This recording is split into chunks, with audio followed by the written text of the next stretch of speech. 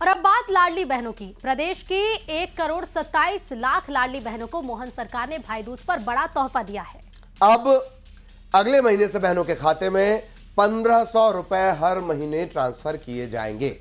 CM house में आयोजित कार्यक्रम में भाई दूज के मौके पर सीएम ने शगुन के तौर पर 250 रुपए बहनों के खाते में ट्रांसफर किए और कहा कि लाडली बहना योजना ने बहनों को आत्मनिर्भर बनाने के साथ साथ महिलाओं को सामाजिक रूप से सशक्त भी बनाया है।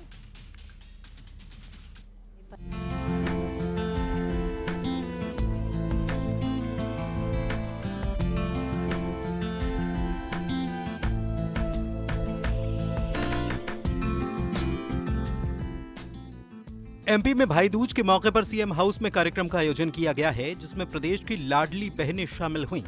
ये कार्यक्रम इसलिए भी खास रहा क्योंकि सीएम भाई दूज के मौके पर बहनों के खाते में 250 रुपए राशि शगुन के तौर पर ट्रांसफर की। सीएम डॉक्टर मोहन यादव ने सभी बहनों को भाई दूज की शुभकामनाएं दी।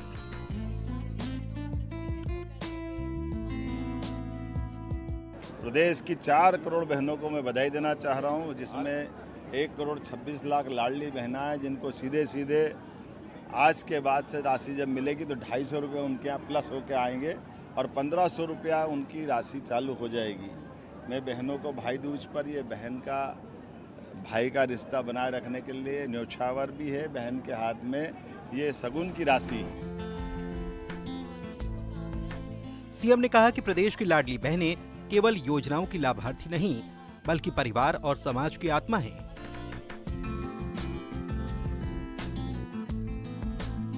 कांग्रेस ने कभी ऐसी बहनों के लिए कोई योजना चालू नहीं की, ये बड़ा दुर्भाग्य है।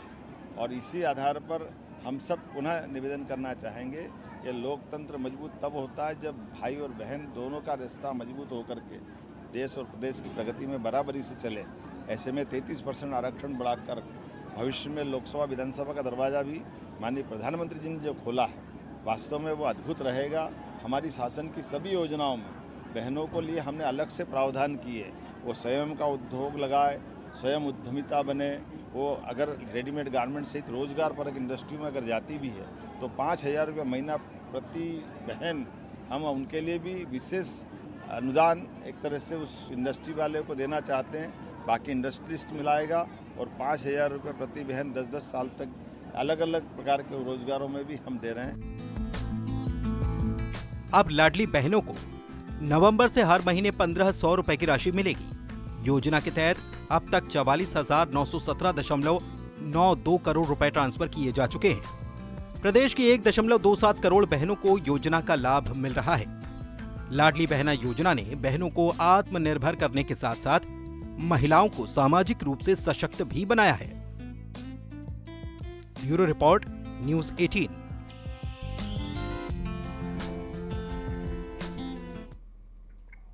पिछले कुछ सालों में दिवाली के खबर, बीजेपी प्रदेश पदाधिकारियों की नियुक्ति कर दी गई है। कार्यकारिणी का ऐलान कर दिया गया है। बेहद बड़ी खबर न्यूज़ 18 की खबर पर मुहर भी लगी है। न्यूज़ 18 ने जो खबर बताई थी उसकी पुष्टि हो गई है और बीजेपी कार्यकारिणी का ऐलान कर दिया गया है। 9 उपाध्यक्ष, 4 महामंत्री, 9 मंत्रियों की नियुक्ति कर दी गई है और न्यूज़ 18 ने इस खबर को काफी पहले ही बता दिया था कि 9 उपाध्यक्ष बनाए जाएंगे, 4 महामंत्री बनाए जाएंगे और 9 मंत्रियों की नियुक्ति की जाएगी। और प्रदेश पदाधिकारियों की टीम, एमपी बीजेपी की कार्यकारिणी या एमपी बीजेपी की टीम जो है वो अब तैयार हो चुकी है और टीम में ज्यादा सदस्य जो है फिलहाल तो नहीं बनाए गए हैं। ये बड़ी खबर इस वक्त आपको बता रहे हैं। बीजेपी की कार्यकारिणी का ऐलान कर दिया गया है और न्यूज़ 18 के खबर पर ये मुहर लग गई है। कार्यकारिणी का ऐलान हो चुका है और जो न्यूज़ 18 ने खबर दिखाई थी उसी खबर पर अब मुहर भी लगी है, क्योंकि 9 जो हैं वो उपाध्यक्ष और 9 मंत्रियों की नियुक्ति हुई है, जबकि 4 महामंत्रियों की नियुक्ति कर दी गई है। तो बीजेपी की प्रदेश टीम जो है वो तैयार हो चुकी है। मंथन खंडेलवाल की टीम तैयार हो चुकी है। इस पर मंथन किया जा रहा था। 100 दिन उनके प्रदेश अध्यक्ष बने हुए हो चुके हैं और ऐसे में सवाल यही था कि उनकी टीम कब तैयार होगी। तो टीम अब उनकी तैयार हो चुकी है और तेजी से काम किया जाएगा। 9 उपाध्यक्ष, 4 महामंत्री और 9 मंत्रियों की नियुक्ति इसमें कर दी गई है।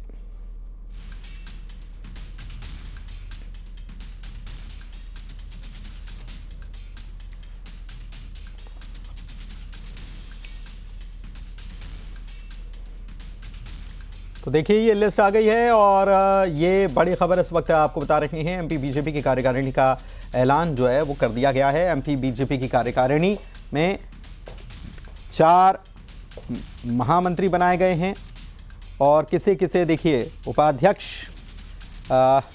रणवीर सिंह रावत उपाध्यक्ष बनाए गए। किसान मोर्चा अध्यक्ष जो हैं उनका भी नाम का ऐलान कर दिया गया। महामंत्री मंत्री कोषाध्यक्ष अखिलेश जैन होंगे। कार्यालय मंत्री जो हैं श्याम महाजन होंगे। आशीष शाह अग्रवाल होंगी और ये कुल मिलाकर एक टीम जो है वो तैयार कर ली गई है।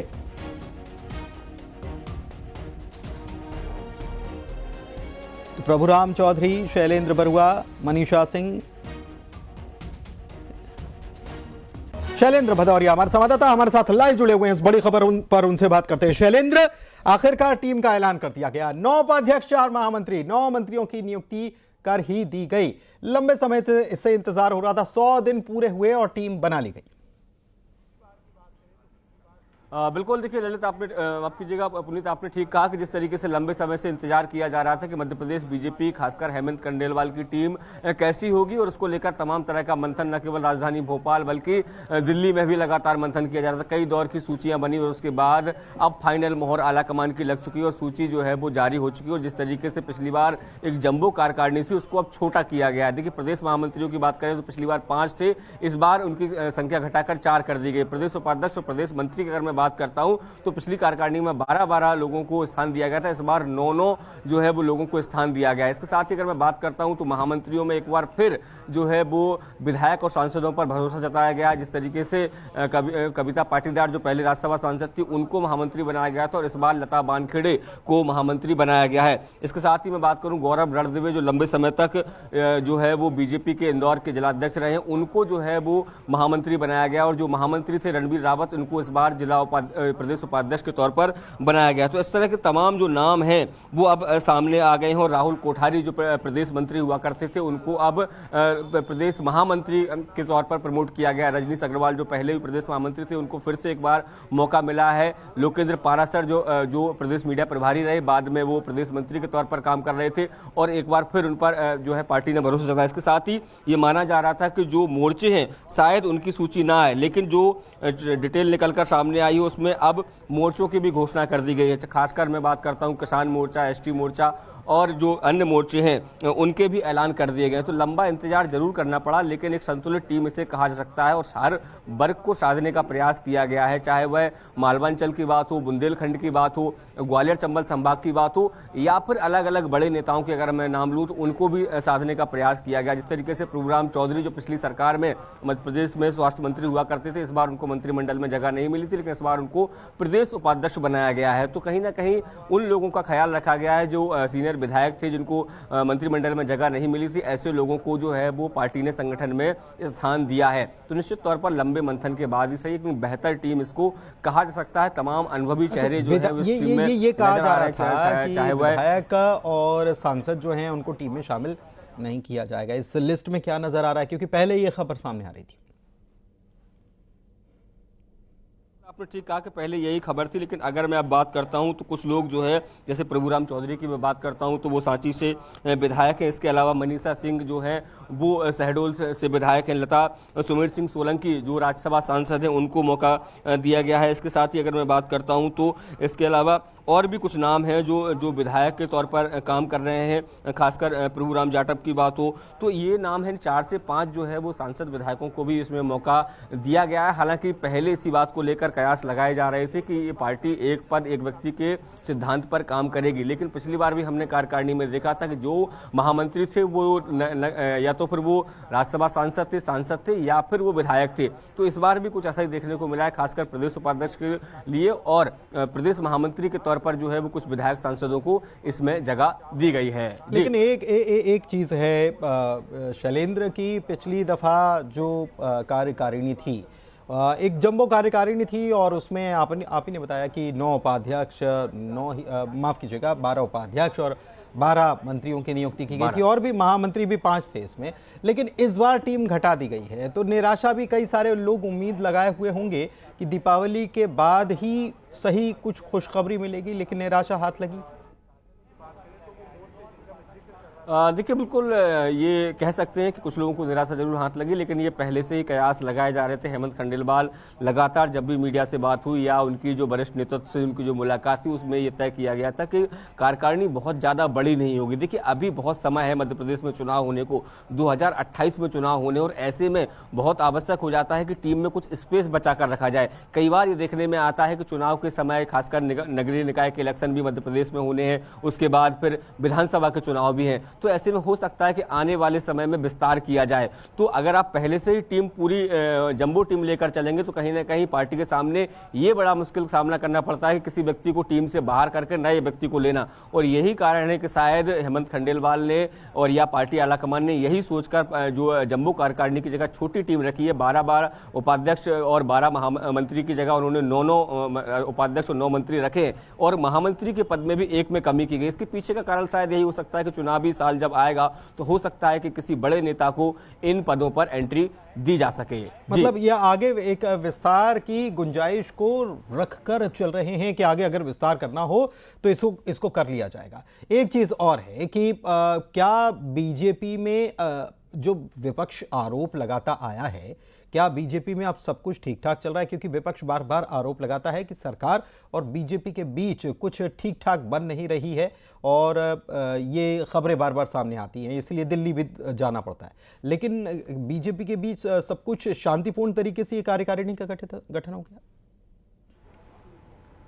देखिए लंबा समय लगा और यही कारण है कि विपक्ष तमाम तरह के सवाल खड़े करता है। हम आकर विपक्ष के सवालों के क्या जवाब है, हमारे साथ प्रवक्ता गुलरेज शेख जी मौजूद है। सर, एक लंबा 100 दिन का इंतजार करना पड़ा, सूची आई है। कांग्रेस हमेशा आरोप लगाती थी कि खींचतान चल रहा है इसलिए सूची दिक्कत हो रही है आने में। परसों में एक टेलीविजन डिबेट पे था, उसमें कांग्रेस ही कह रहे थे कि बिहार चुनाव के बाद आएगी, तो मैंने उनसे ये पूछा था कि आपको हमने बताया कि बिहार चुनाव के बाद आएगी? तो स्पेकुलेशंस थे। तो स्पेकुलेशन से भारतीय जनता पार्टी नहीं चलती है। भारतीय जनता पार्टी चलती है संगठन से और कैडर से। भारतीय जनता पार्टी इससे चलती है कि सभी वर्गों को, सभी एज ग्रुप्स को, सभी क्षेत्रों को प्रतिनिधित्व मिले, ताकि उनकी आकांक्षाएं जो नेतृत्व करने की है वो पूरी हो। और आपने देखा आज की हेमंत जी की जो सूची आती है उसमें सबको प्रतिनिधित्व मिला है, और युवाओं को आप देखिए कितना बढ़ चढ़ के बड़ी से बड़ी जिम्मेदारी मिली है। मैं सबसे पहले सबको बधाई देता हूं आपके इस प्लेटफॉर्म के माध्यम से। सर, लेकिन एक बात है कि पिछली कार्यकारिणी की बात करूं तो 12 उपाध्यक्ष, 5 महामंत्री, 12 मंत्री थे। इस बार संख्या बल कम कर दिया गया, टीम जम्मू से छोटी हो गई। देखिए बहुत सारी चीज़ें जो होती है वो विशेष अधिकार होता है अध्यक्ष जी का, लेकिन सबसे इम्पोर्टेंट चीज़ ये होती है कि सभी को प्रतिनिधित्व मिले और भारतीय जनता पार्टी जो है वो ग्रास रूट्स तक जाए, और ये जो टीम है ग्रास रूट तक जाने वाली टीम है। तो आप देख सकते हैं कि बीजेपी के प्रवक्ता गुलरेज शेख जी हैं जो साफ तौर पर कह रहे हैं कि ये जो टीम बनाई गई है ये ग्रास रूट पर काम करने वाली टीम है, और जो अगर कार्यकारिणी छोटी की गई है तो ये अध्यक्ष जी का विशेष अधिकार है। और विपक्ष के आरोप पर वो भी सीधा आरोप पर सीधा नकार रहे हैं और कह रहे हैं कि देखिए बीजेपी में क्या होगा ये कांग्रेस तय नहीं करेगी, उसके लिए बीजेपी के पास एक बड़ा थिंक टैंक है और उसी के आधार पर बीजेपी में काम होते हैं। हालांकि मध्य प्रदेश में शैलेंद्र चुनाव अभी दूर है, लेकिन इसके बावजूद क्या अब ये चूंकि नई टीम तैयार हो गई है, उधर कांग्रेस भी मंथन करने में लगी हुई है, पचमढ़ी में मंथन कर रही है, तो मध्य प्रदेश में कोई सियासी खींचतान जैसी तस्वीरें क्या हालिया दौर में नजर आने वाली हैं, या फिर चुनाव में ही ये सियासी खींच